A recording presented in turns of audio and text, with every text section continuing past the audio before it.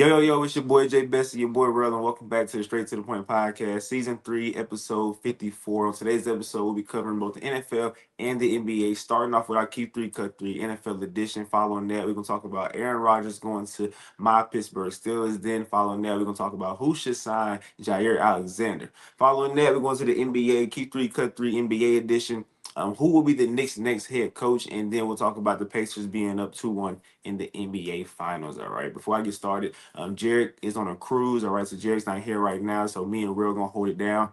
All right. Before we get into any of that, let's thank God for waking us up this morning, allowing us to talk about sports, which is something that we love to do. Without him, we would not be here right now. Real, you ready to go?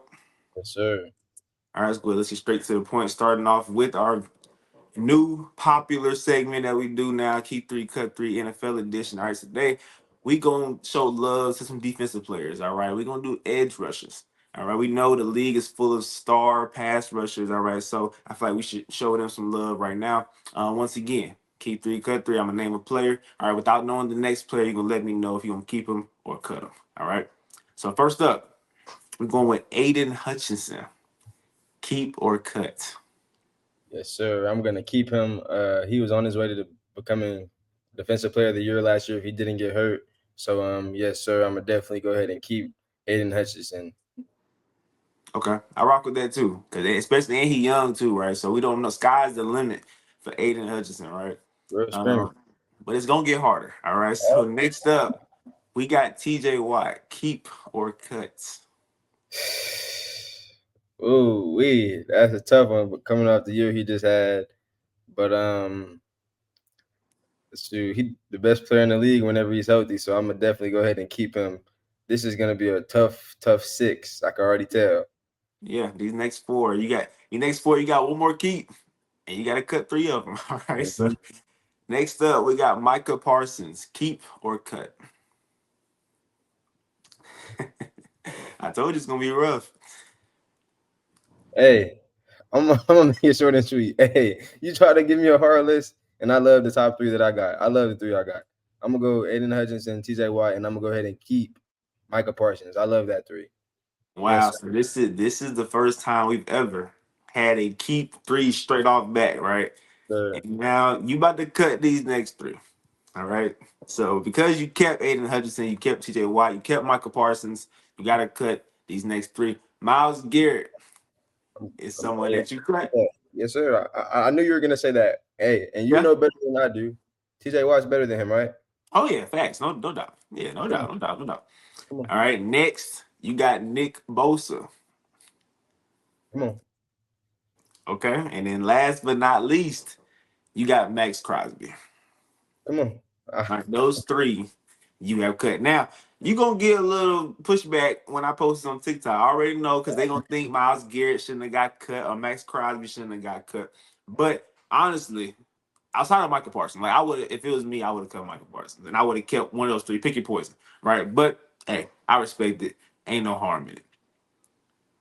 But you definitely get some pushback when I post this thing. I already know. Most definitely. But the reason I picked Michael Parsons, he could line up anywhere. Like he line up anywhere in the top 7 defensive positions. Like, you know what I'm saying? Any box player position he could line up in. Yep. Then Aiden Hutchinson, like, bro, he would have won Defensive Player of the Year. He played the whole year last year. Mhm. TJ Watt, you tell me at least 10 times a football season, TJ Watt is the best player in the NFL. So come on, I bro. do. So I come do. on. And I mean it every time I say it. Like I said, you breaking down the Michael Parsons thing might have saved you, right? So I'm gonna make sure I let everybody know that's why you kept Michael Parsons, all right? But hey, it ain't up to me, it's up to the public, all right? So whatever happens, happens. All right. But speaking of TJ Watt, speaking of Pittsburgh, let's talk about some of the big news that had happened. We haven't talked about it yet because it happened prior to this episode. But Aaron Rodgers officially signed with Pittsburgh. We know this was an ongoing deal. They was talking to him back and forth during his offseason, and he would not sign yet, but he officially signed. He showed to mini camp. All right. People saying he looked pretty good. He's moving around pretty well. But real, what is your reaction to Aaron Rodgers signing with Pittsburgh? Yes, sir. I was happy for you because you guys finally got a quarterback down there in Pittsburgh. So I was happy, but at the same time, Pittsburgh's gonna be in the same position they were in last year, in the same position they were in last year, and the year before that, and the year before that. Mediocre. I think the whole Pittsburgh Steelers fan base was expecting to get Aaron Rodgers and save this franchise and be able to save this offense. They finally got a quarterback that can, I guess, can control the offense, but I just don't see it happening. Aaron Rodgers in the last 3 seasons, since the 22 season, he was 5-12 last year with the New York Jets. He was Mhm. 1-0 the year before that with the New York Jets. I mean, he had 0 playoff wins though. He was 8-9 the year before that with the Green Bay Packers. So I just want to say, and with the last 3 years, he has 0 playoff wins. I'm guaranteeing you, no matter what, is going to be 0 playoff wins again. And I just think like Jalen's gonna come on and he's gonna say that Aaron Rodgers had a good season. He's gonna compare seasons with Aaron Rodgers and the people who we say had great seasons, but this is the worst offense Aaron Rodgers has ever played with by a mile, and Jalen knows that. I think Pittsburgh lost their whole offense last year. They didn't bring back the running back. The only receiver they kept that last year was Roman Wilson and Pat Fryermuth. They changed up the whole O line almost, and then they drafted new O lineman. They're switching up O lineman again. So I just think they have a lot more problems than just quarterback, and I think A Rod's not going to be able to save them. So A Rod to Pittsburgh at the top of everybody's head is like, yeah, we got a quarterback now, but which Aaron Rodgers are you getting? Because this is the same guy that just wanted to retire. Like before he signed with you guys, he almost thought about retiring. So we'll see. Yeah, so when you take it from that angle, I see exactly what you're saying, right? This guy was just like contemplating playing this year. So how invested really is he? And based on what I've heard, right? So I can only go based off what I've heard from his interviews during the mini camp. He sounds invested. He brought up tutoring and mentoring Will Howard, right? Who I believe, Jared will also say he believes is going to be our next guy up. So I like where he is mentally, but I'm gonna say why I like this move. Because for one, and I'm gonna ask you this question, simple question for you and for the audience. All right, did our quarterback room get better with this Aaron Rodgers signing? So before you answer that question, basically what I'm asking is Aaron Rodgers a better option than Mason Rudolph, Skylar Thompson, who you brought up a couple times on TikTok Live, right, and Will Howard? Is Aaron Rodgers a better option than those three quarterbacks? 1,000%. Not Okay, even close. so off rip, right? Just looking at it like basically, like as basic as possible. This was a good move because this is a team that also another question: are the Steelers closer to being a contender or a bottom five team in the league? Which one would you say? I don't want to make you mad. I don't want to rumble your finger. You can say bottom five. That's what you're gonna say. I was gonna say they are closer to being a bottom five team than they are closer to contending, if you ask me. Oh wow. Okay. Well, that did not go expected. Okay, that kind of backfired. But I believe that we are closer to being a contender than a bottom five team. And the reason why I say that is because you got to realize Mike Tomlin will never, ever, no matter who's at quarterback, we've seen it multiple times. He would never go under 500. Therefore, I feel like we're closer to being contenders than being non-contenders, right? Being a bottom five team, a top five pick in the draft, right? So because of that, we had to make sure our QB position was at least respectable. Like y'all didn't respect us when we had Mason Rudolph and Will Howard and Skylar Thompson, right? Nobody respected us. But now that we have Aaron, there has to be some kind of respect there, and you have to have somebody at that position that can win you games. I am not confident at all that Mason Rudolph can win you a game.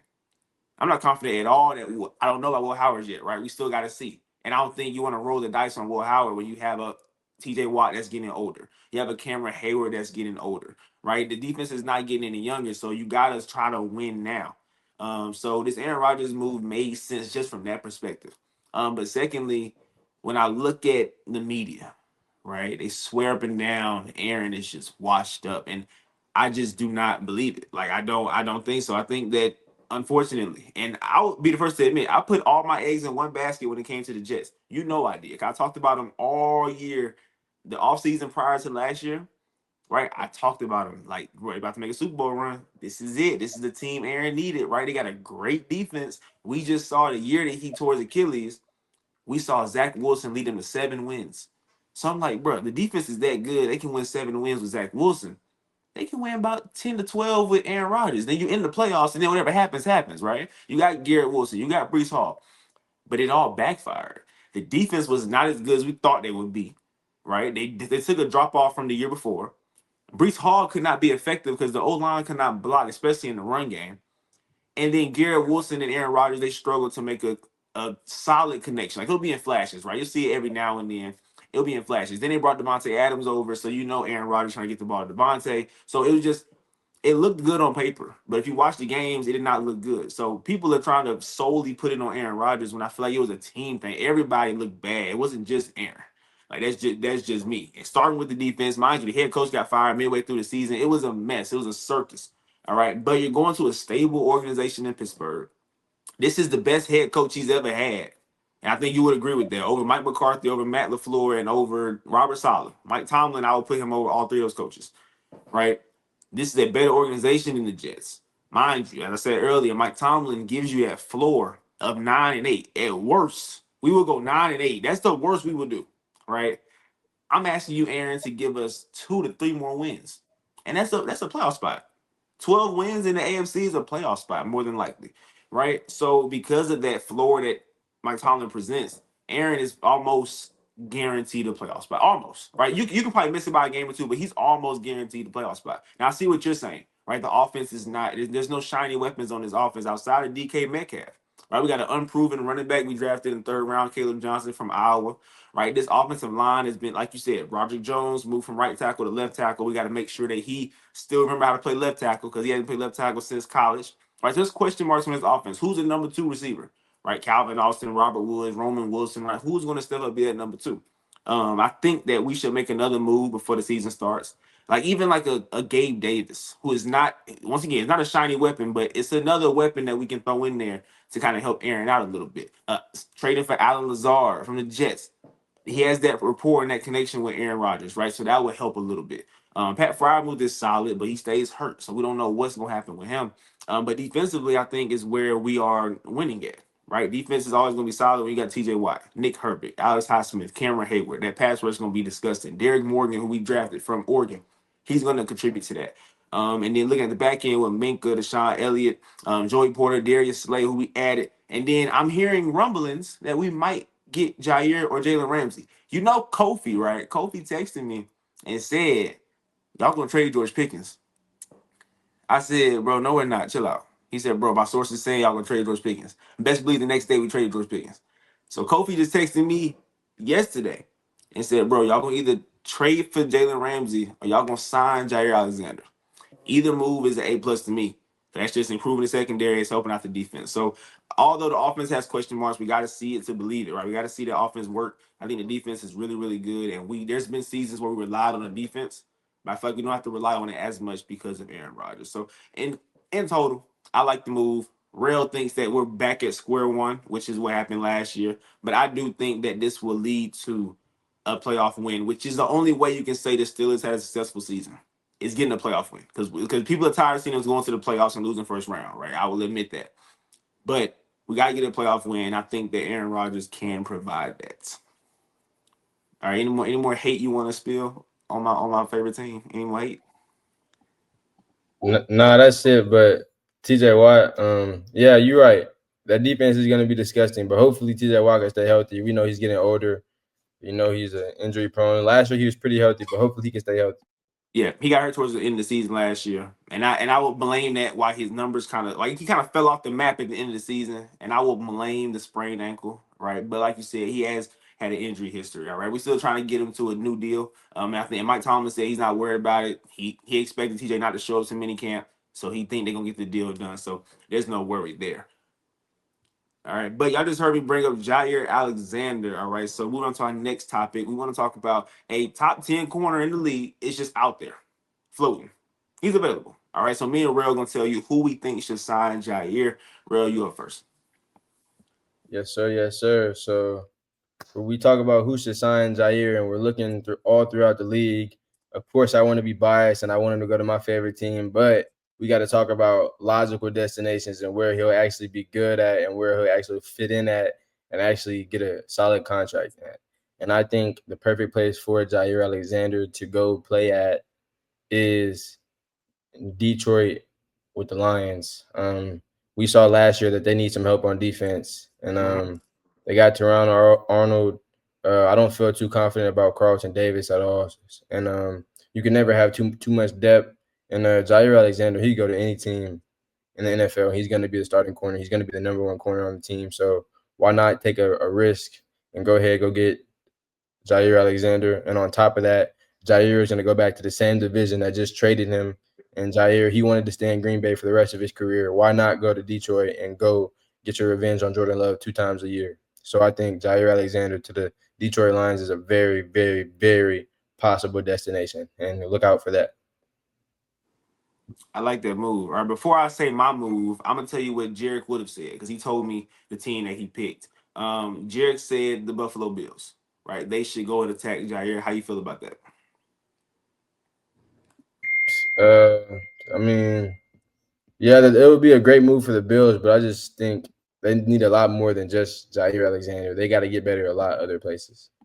Yeah, I got you. So me, I believe that the Bills' move to me is good because remember when Myles Garrett was requesting a trade, right? I said the Bills should go all in because the Bills do not have a playmaker on that defense that can be consistent, that we can expect to disrupt the game, right? Von Miller is washed, so they need to get an edge rusher that can, prevent some kind of threat. And Joey Bosa, it was their signing. We'll see. I think he's more so on the wash side / injury prone side, right?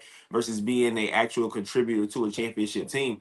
But this would be another move that they should make. Add a playmaker on that defense in Jaire Alexander. When you look at their secondary, I mean, these names don't pop off your screen, right? They got Christian Benford, who's solid, right? He's solid. He's not terrible. He's solid. And then you got a drafted Maxwell Harrison in the first round from Kentucky, right? Corner. And then they also have Teron Johnson. So, I mean, it's solid.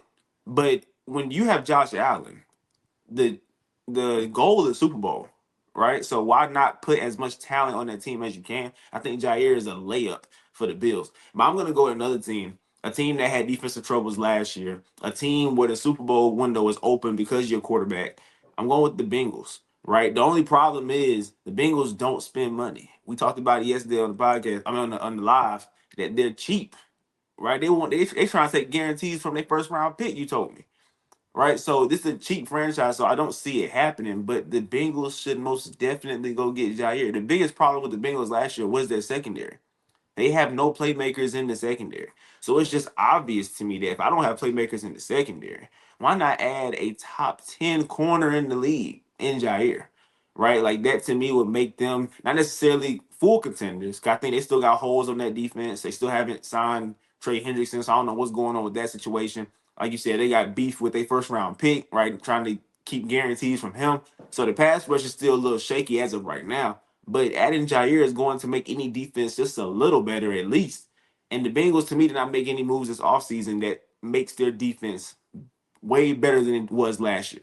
Like, their defense is still a liability. It's the reason why I won't say that they're a contender this year, because I still think that defense is a liability. So to me, Jaire Alexander is definitely the move to make for this Bengals team. I think it's obvious. And they're number 8 in salary cap. Like they're top 8 in salary cap. So they have money. They just don't spend it for some reason. And when you have Joe Burrow, you have to spend money to put talent around him. Look at the Eagles, bro. They're going to spend their money on top tier talent. They're going to do it. And look what happens. They've been in Super Bowl 2 the past 3 years, right? Like somebody told me on the live yesterday, basically, who is the prototype for team building? Is it the Chiefs or is it the Eagles? And I said it's the Eagles because the Chiefs, I mean, they drafted a really, really, really good quarterback. You know what I'm saying? What's the chances of you doing that? That's not really, the chances are not high because that doesn't happen all the time. But the Eagles will spend money and add talent to their team consistently. And I also heard that the Eagles might be a team to get Jaire Alexander too. I've heard that, dude. I heard that. Like somebody, like people, it's been rumblings that the Eagles might just go and sign Jaire Alexander. So the Bengals, to me, bro, if you really want to compete, you gotta spend money. So, and you think if the Eagles sign Jaire, you might as well just hand him the trophy, right? 100% easy. Yeah, like I mean, I don't know, but if I'm the Bengals, I'm definitely pulling the trigger on a top 10 corner. All right, let's go and let's move over to the NBA. All right, first up, we got our keep three, cut three NBA edition. All right. And this one gonna be a little hard as well. All right. Jerick ain't here, so I gotta attack real and gotta see where his mind is at. All right. These six are gonna be just stars in the league today. That's it. Just stars in the league. No legends, nothing like that. No curves, right? No curveballs, whatever. We're going straight up good players in the league right now. All right, so first up, we got Jason Tatum. Keep or cut. I'm gonna cut him. He's a great player. I like the way he plays, but just too inconsistent for me. And I feel like this is gonna be a long list, so I'm gonna go ahead and cut Jason Tatum. All right. Now, hear me when I say this. All right. A healthy, a fully healthy Joel Embiid. Keep or cut. I'm gonna cut. I'm gonna keep Joel Embiid. I think he's probably the most dominant big man we've seen in our generation. Like whenever he's healthy, so I'm gonna go ahead and definitely keep him. Facts. I agree with that 1000%. That he is probably the most dominant big that we've seen. Right? Cause we post Shaq, we after Shaq. So since Shaq, I think this is probably the most dominant big that we have seen with our own two eyes.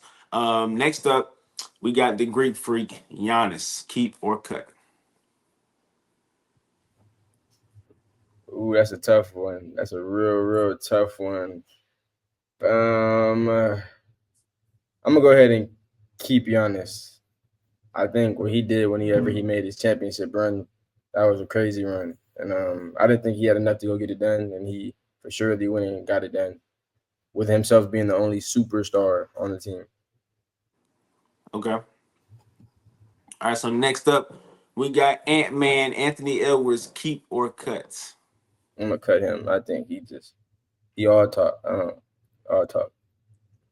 All right. So you got two. I feel you. I feel you on that. So as of right now, you got two keeps, two cuts, correct?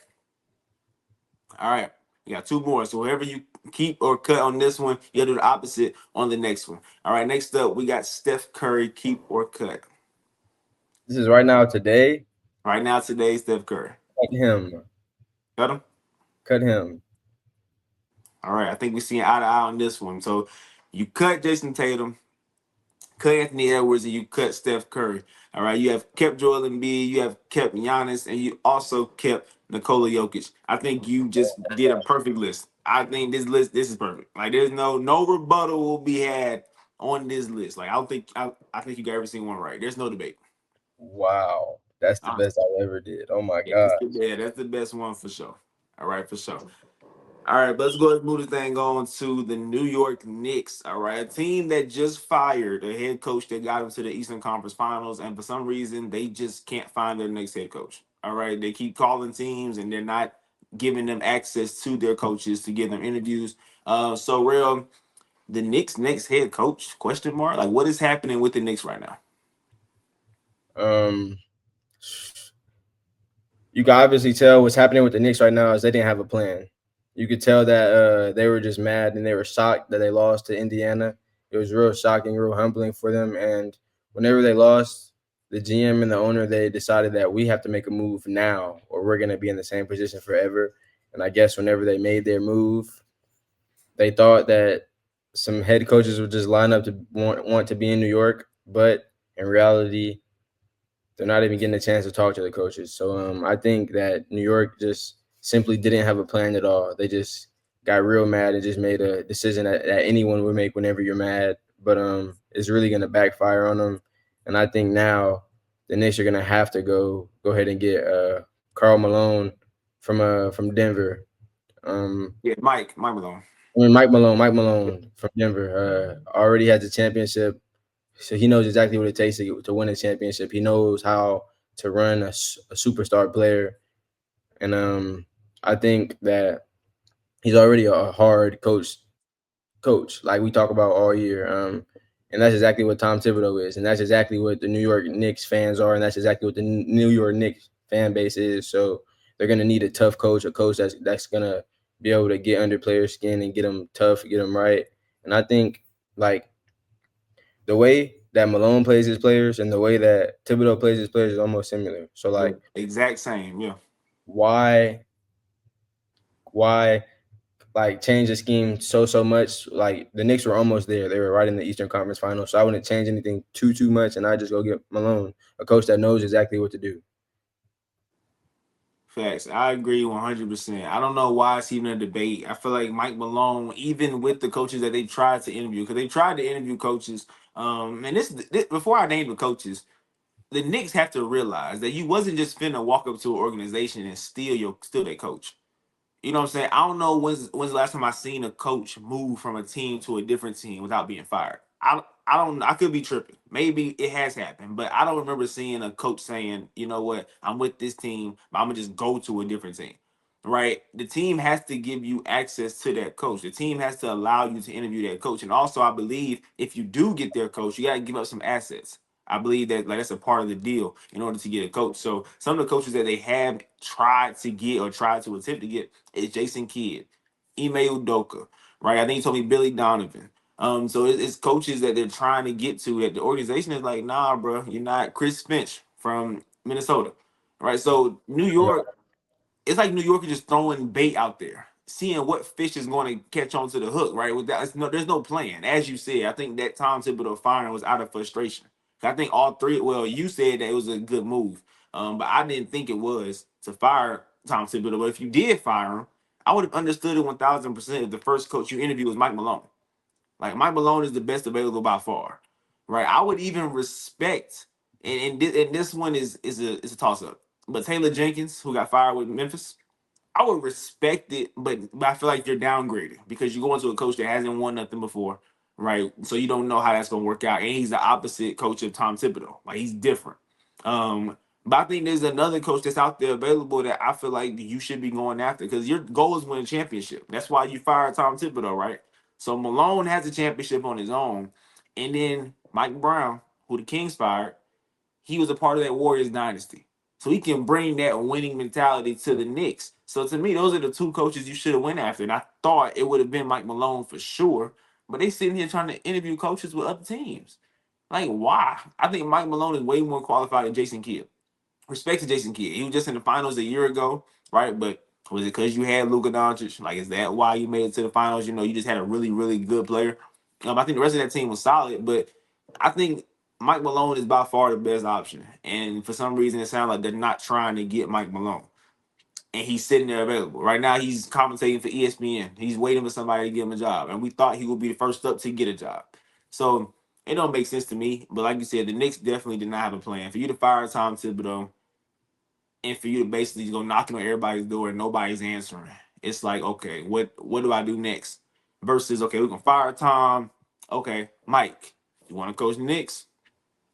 Mike Malone, you want to coach the Knicks? Like that's what it should have been. But I don't know what's happening with New York.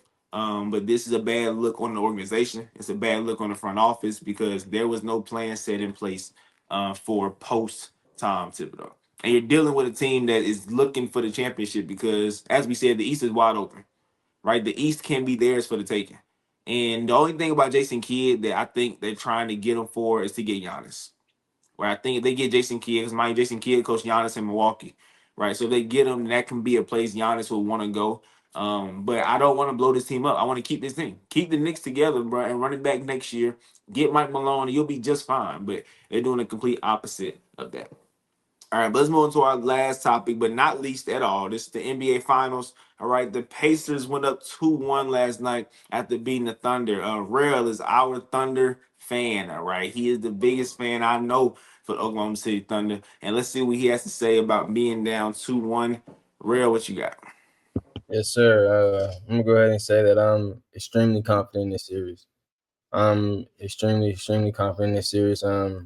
We all knew that the Pacers were gonna get one at home. Like that was just guaranteed. That like one of the toughest places to play in the playoffs. It's real loud in that venue, but nonetheless, we got to go still game 4, Yep. like we've been doing all year. We haven't lost back-to-back games all year. You thought it was over when we went down 2-1 against Denver. A lot of people thought it was over when we went down 2-1 against Denver. And if you ask me personally, I feel like this that Denver team is way better than this Pacers team. I think the Thunder beat themselves game 1 and game 3, both games that they lost. They basically like the first game they broke down within 2 minutes left.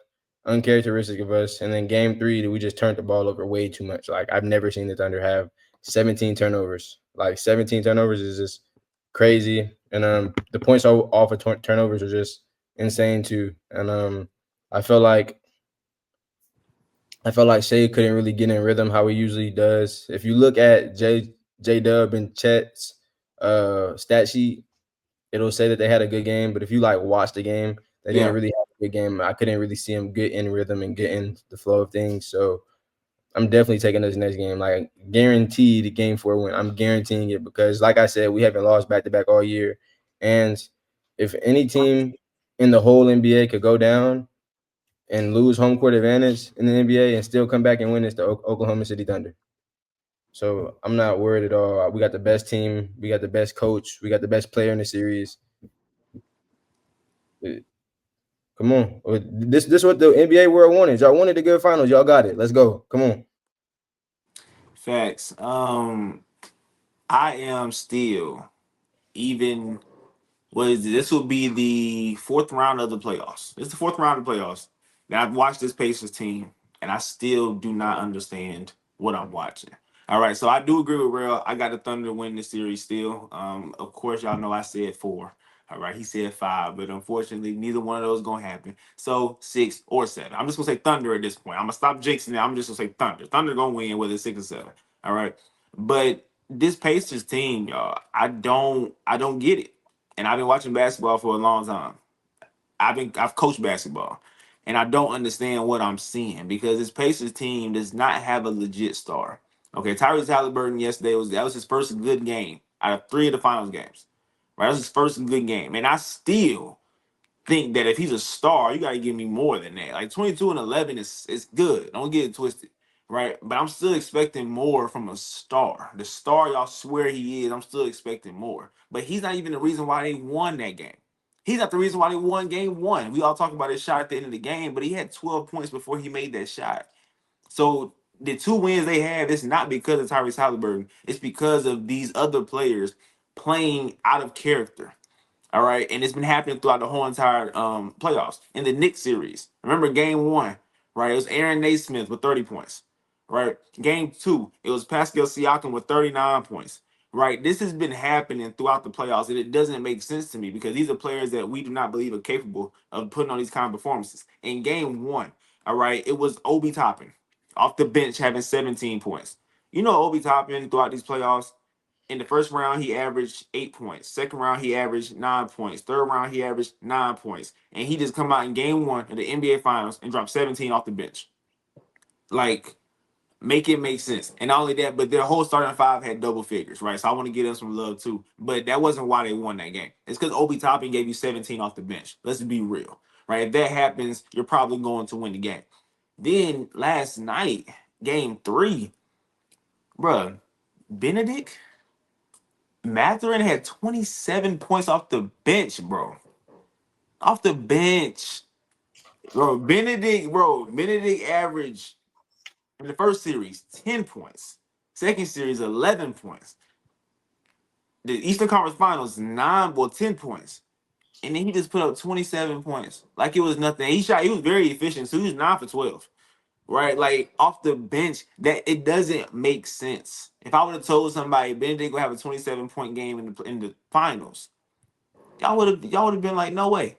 No way, right? Bet the under. It's not gonna happen. But he did. So these abnormal performances from these bench players is what has won them game 1 and game 3. I think wholeheartedly the Oklahoma City Thunder is just a better team, right? By far, from top to bottom.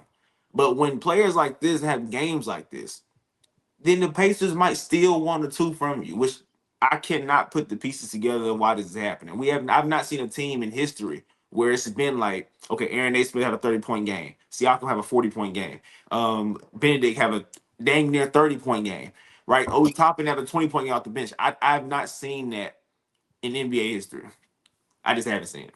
So to me, I'm still confused as to why this is happening. I don't know what it is. Some people say it's that little dark magic going on in Indiana. I think Indiana needs to be investigated because these numbers are just not adding up, bro. And this is why y'all are in the predicament that y'all are in because these performances from these bench players. It's not Tyrese Halliburton. And people will swear, but now if Jared was up here right now, he'll be screaming, Hallie, Hallie, and all that. It's not him. He's not the reason why they won 2 games, right? And the 2 games that they have won, he was the second best, second or third, might not even been the top 3 player, in my opinion, in game one. I still think it was just one good shot. The rest of the game, he was very average, right? But before game three, this is a stat that just tells you Oklahoma City is better. Before game three, the Pacers led for 1 minute and 54 seconds through 2 games. That's 2% of the game. That's how much they've led through 2 games. And then game three, they was able they had to lead for a good amount of time. But the first 2 games, Oklahoma City was definitely a better team. They just stole one. And then yesterday, Benedict had 27 points. Like the data makes sense to you. So do you see where I'm coming from? I see exactly where you're coming from. Yeah, I don't get it, bro. But unfortunately, the Pacers up 2-1, which means it's gonna be a longer series than I expected. I wanted the Pacers to be humbled. I wanted Shea and them just shut them up from the jump. But they made it entertaining, right? Just like you said, it's what y'all wanted, right? I wanted a little lengthy finals, right? I wanted to be over with. I wanted 4 and done, right? Let's not talk about football. 'Cause I'm over this. I'm really over this NBA right now, right? But it is what it is. We might have a 6 or 7 game series. You gotta go on 6 or 7. I don't even want to say anything no Yeah. more. It's gonna be a good series, obviously, but I got a little bit of rebuttal what you said at first, and Mm-hmm. yeah, um, their bench clearly outplayed us in game three. That's clear and obvious, Mm-hmm. and that just won't happen again. And I'm guaranteeing a game four win, like I said earlier. I'm guaranteeing it all caps. I know it's a real hard place to win, but like me and Jay Best been saying all playoffs, Tyrese Halliburton's a very, very inconsistent player. He had a 22-point triple double almost yesterday, and tomorrow he's gonna have six. He's gonna have 6 points. He's gonna have 8 points. He's gonna have a real slow game, and this is the Thunder are gonna take off tomorrow because, like I said, we don't lose back-to-back games. Go do your homework. Like it's real hard for us to lose back-to-back games, and I just got us winning. Our bench is gonna play way, way, way better. We got a way better bench than them. 1 through 12 were way better than them. You speak about Ben and Matrick that came in off the bench and had 30. We got Aaron Wiggins that go have 30. We got Isaiah Joe that go have 30. Alex Caruso that go have 30. Case and Wallace go have 30. So it's all good. Like, well, we're the better team. We got the better coach. TJ McConnell came in and he changed the game. Like you just said earlier, whenever a bench could come in and play the way they did, you're gonna steal a game. You could definitely steal a game, most definitely. But like the turnovers we had, bro, come on, bro. We gave TJ McConnell the ball 3 times. We gave him the ball 3 times. Like we missed too many free throws. Like it was just we got to be better. And I'm guaranteeing a game for a win. I'm guaranteeing it. If y'all do any types of sports betting, I'm guaranteeing the game for a win. The lines are looking kind of sweet right now. Oklahoma City minus 230, Indiana Pacers plus 195. I'm giving you a free game. Hey man, look, we exactly on the same page. And I didn't even mention that Benedict was the leading scorer on both teams yesterday. Both teams. Both teams, bro. Like, come on. Like, I'm not. This is why I'm not understanding what's happening because this is not normal. Like, whatever. But people call me a hater, but I really don't understand what's happening. All right. But like I said, Pacers up 2-1. Game four is on Friday. All right. We're gonna watch the Oklahoma City Thunder tie the series, right? As I expect them to do, right? Heading back to OKC. All right, before we head out, man, I want to ask a question for the audience. I want more, I want y'all to be more engaged. I want y'all to be able to answer questions, right? I want to include y'all more in the podcast. So in the comments, man, let me know your Super Bowl 60 matchup. All right. We already talked about we already did our way too early predictions on this show before. I believe I had the Eagles and the Bills. Rail had the Ravens, and I want to say Lions.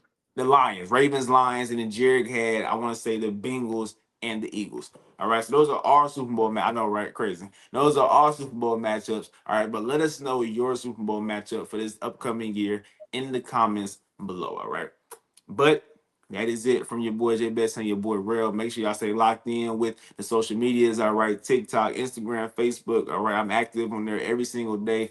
TikTok live will be tomorrow during the game for game four. So make sure y'all check me out. And that's it from us, man. Y'all stay blessed. Much love. We out.